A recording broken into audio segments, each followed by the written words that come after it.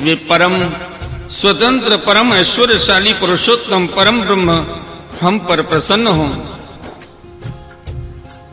यह परम शक्तिशाली जल उन्हीं का वीर्य है।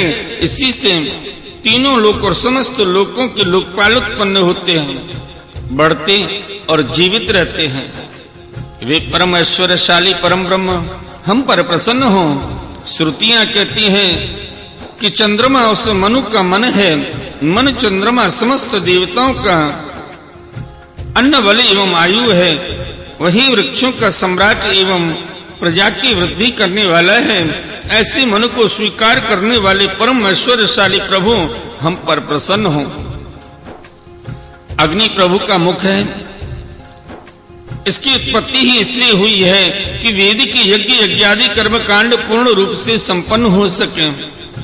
यह अग्नि ही शरीर के भीतर जठराग्नि के रूप से और समुद्र के भीतर बड़वानल के रूप में रहकर उनमें रहने वाले अन्न जल आदि धातुओं का पाचन करता रहता है और समस्त द्रव्यों की उत्पत्ति भी उसी से हुई है।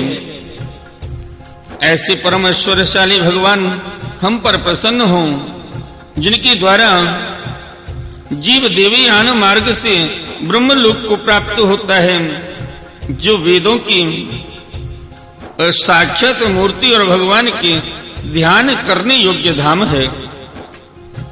जो पुण्य लोक स्वरूप होने के कारण मुक्ति के द्वार एवं अमृतमय और काल रूप होने के कारण मृत्यु भी है। ऐसे सूर्य जिनके नेत्र हैं, वे परम ऐश्वर्यशाली भगवान हम पर सदा प्रसन्न रहे। प्रभु के प्राण से ही चराचर का प्राण तथा उन्हें मानसिक, शारीरिक और इंद्रिय संबंधी बल देने वाला वायु प्रकट हुआ है।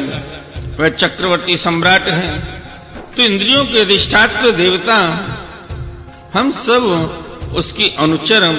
ऐसी परम ऐश्वर्यशाली भगवान हम पर प्रसन्न हो, जिनके कानों से दिशाएं, हृदय से इंद्रिय गोलक और नाभि से वह आकाश पत्तन उत्पन्न हुआ है, जो पांचों प्राण, उपान, उदान, समान और व्यान, दसों इंद्रिय, मन, पांचों अश्व, नाग, कूर्म, कृकल, देवदत्त और धनंजय एवं शरीर का आश्रय है।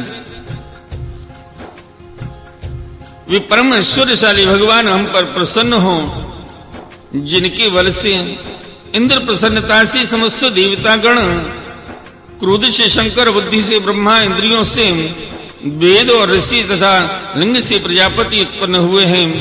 वे परम ऐश्वर्यशाली भगवान हम पर प्रसन्न हो, जिनके वक्षस्थल से लक्ष्मी, छाया से पितृगण, स्तन से धर्म, पीठ से अधर्म, सिर से आकाश और बिहार से अप्सराएं प्रकट हुई हैं। ये परम ऐश्वर्यशाली भगवान हम पर प्रसन्न हो, जिनके मुख से ब्राह्मण और अत्यंत रहस्यमय वेद भुजाएं, क्षत्रिय और बल जंघाओं से वैश्य और उनकी प्रवृत्ति, व्यापार कुशलता तथा चरणों से वेद भाई शूद्र और उनकी सेवा आदि वृत्ति प्रकट हुई है।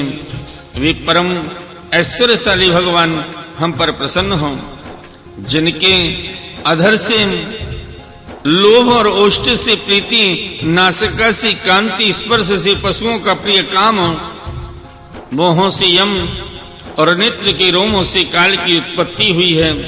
वे परम ऐश्वर्यशाली भगवान हम पर प्रसन्न हो।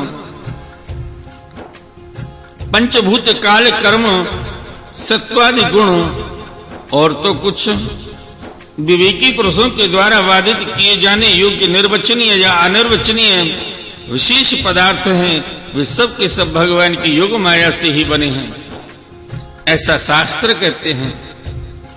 वे परम ऐश्वर्यशाली भगवान हम पर प्रसन्न हो, जो माया निर्पित गुणों के दर्शन आदि वृत्तियों के द्वारा आसक्त नहीं होते, जो वायु के समान सदा सर्वदा असंग रहते हैं, जिनमें समस्त शक्तियां शांत हो गई हैं, उन अपने परमानंद के लाभ से परिपूर्ण आत्मस्वरूप भगवान को हमारे कोटि कोटि प्रणाम हैं।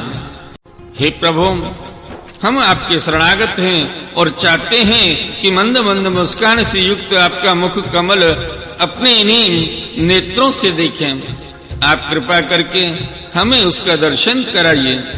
प्रभु, आप समय समय पर स्वयं ही अपनी इच्छा से अनेक रूप धारण करते हैं और जो काम हमारे लिए अत्यंत कठिन होता है उसे आप सहज में ही कर देते हैं। आप सर्वशक्तिमान हैं, आपके लिए इसमें कौन सी कठिनाई है? विषयों के लोभ में पड़कर जो देहाभिमानी दुख भोग रहे हैं, उन्हें कर्म करने में परिश्रम और क्लेश तो बहुत अधिक होता है, परंतु फल बहुत कम मिलता है। अधिकांश में तो उनकी विफलता ही हाथ लगती है, परंतु जो कर्म आपको समर्पित किए जाते हैं उनके करने के समय ही परम सुख मिलता है, वे स्वयं फल स्वरूप होते हैं। भगवान को समर्पित किया हुआ छोटे से छोटा कर्माभास भी कभी विफल नहीं होता, क्योंकि भगवान जीव की परम हितैषी, परम प्रियतम और आत्मा है। जैसी वृक्ष की जड़ को पानी सींचना, उसकी बड़ी बड़ी शाखाओं और छोटी छोटी डालियों को भी सींचना है, वैसे ही सर्वात्मा भगवान की आराधना संपूर्ण प्राणियों की और अपनी भी आराधना है, जो तीनों काल और उससे परे भी एक रस स्थित हैं, जिनकी लीलाओं का रहस्य तर्क वितर्क से परे है, जो स्वयं गुणों से परे रहकर भी सब गुणों के स्वामी हैं तथा इस समय सत्य गुण में स्थित हैं। ऐसे ही नारायण, हम आपको कोटि कोटि प्रणाम करते हैं। भोले भक्त वत्सल भगवान की जय। बोले श्रीमद् भागवत महापुराण की जय। आइए भक्त वृंदो, श्रीमद् भागवत महापुराण के अष्टम स्कंद में छठे अध्याय देवताओं और दैत्यों का मिलकर समुद्र मंथन के लिए उद्योग करने का प्रसंग श्रवण करें। श्री सुखदेव जी कहते हैं, परीक्षित, जब देवताओं ने सर्वशक्तिमान भगवान श्री हरि की इस प्रकार स्तुति की, तब वे उनके बीच में प्रकट हो गए। उनके शरीर की प्रभा ऐसी थी मानो हजारों सूर्य एक साथ ही उग गए हों। भगवान की उस प्रभा से सभी देवताओं की आंखें चौंधिया गई थीं। वे भगवान को तो क्या, आकाश दशाएं पृथ्वी और अपने शरीर को भी ना देख सके। केवल भगवान शंकर और ब्रह्मा ने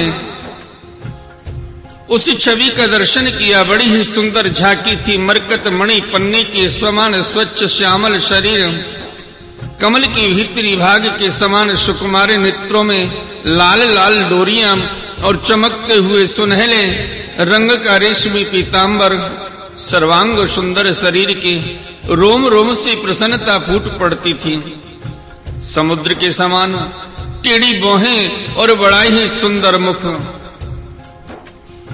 जिस पर महामणिमय किरीट और भुजाओं में बाजूबंद कानों के झलकते हुए कुंडलों की चमक पड़ने से कपोल और भी सुंदर हो उठते थे, जिससे मुख कमल खिल उठता था। कमर में करधनी की लड़ियां, हाथों में कंगन, गले में हार और चरणों में नूपुर शोभायमान थे। वक्षस्थल पर लक्ष्मी और गले में कौस्तुभ मणि तथा बनमाला सुशोभित थी। भगवान के निज अस्त्र, सुदर्शन चक्र आदि मूर्तिमान होकर उनकी सेवा कर रहे थे। सभी देवताओं ने पृथ्वी पर गिरकर साष्टांग प्रणाम किया। फिर सारे देवताओं को साथ ले शंकर जी तथा ब्रह्मा जी परम पुरुष भगवान की स्तुति करने लगे।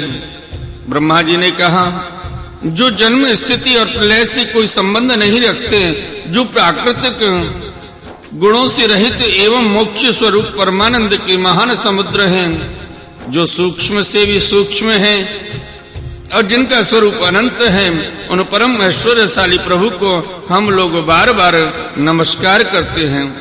हे पुरुषोत्तम, अपना कल्याण चाहने वाले साधक वेदोक्त एवं पांच रारोक्त विधि से आपके इसी स्वरूप की उपासना करते हैं। मुझे भी रचने वाले प्रभु, आपके इस विश्व में स्वरूप में मुझे समस्त देवगणों के सहित तीनों लोक दिखाई दे रहे हैं। आप में ही पहले यह जगत लीन था, मध्य में भी यह आप में ही स्थित है और अंत में भी यह पुनः आप में ही लीन हो जाएगा। आप स्वयं कार्य कारण से परिपरम स्वतंत्र हैं। आप ही इस जगत के आदि, अंत और मध्य हैं। वैसे ही जैसे घड़े का आदि, मध्य और अंत मिट्टी है, आप अपने ही आश्रय रहने वाली अपनी माया से इस संसार की रचना करते हैं और इसमें फिर से प्रवेश करके अंतर्यामी रूप में विराजमान होते हैं। इसलिए विवेकी और शास्त्रज्ञ पुरुष बड़ी सावधानी से अपने मन को एकाग्र करके इन गुणों की, विषयों की भीड़ में भी आपके निर्गुण स्वरूप का ही साक्षात्कार करते हैं। जैसे मनुष्य युक्ति के द्वारा लकड़ी से आग, गौ से अमृत के समान दूध, पृथ्वी से अन्न तथा जल और व्यापार से